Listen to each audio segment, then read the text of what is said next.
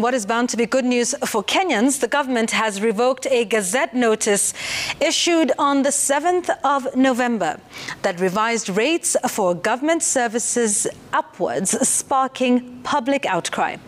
In its place, the government has published a new gazette notice, making minimal changes to the charges, reducing new identification card application fees to 300 from 1,000, and fees for Kenyan children born outside from 1 million shillings to 750,000.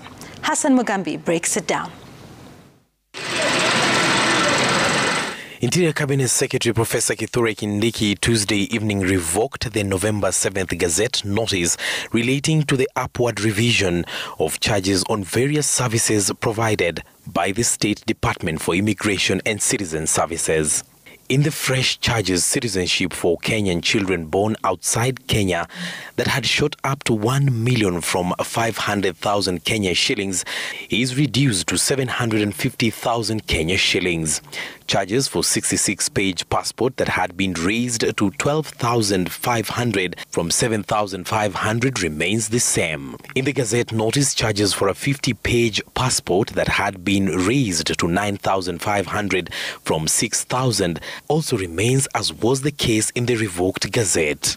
Replacement of a lost passport that would cost 12,000 Kenya shillings remains at 20,000 Kenya shillings as the revoked notice had prescribed. Registration for an ID card that had been placed at 1,000 is back to 300, replacing an ID card that went up 20 times to cost 2,000 Kenya shillings. From 100 will now be 1,000 Kenya shillings, 10 times what it currently costs. The registration of birth that was raised to 200 from 50 remains as stipulated in the revoked Gazette. Registration of death that shot to 200 Kenya shillings from 50 Kenya shillings remains the same. Kindiki stated that the new intended charges are to take effect on the 1st of January 2024. The State Department for Immigration and Citizen Services has been directed to conduct a complete public participation as soon as possible, but not later than the 10th of December. The High Court had suspended the revoked notice with yet another petition against the revision of the charges filed Tuesday. Hassan Mugambi, Citizen TV.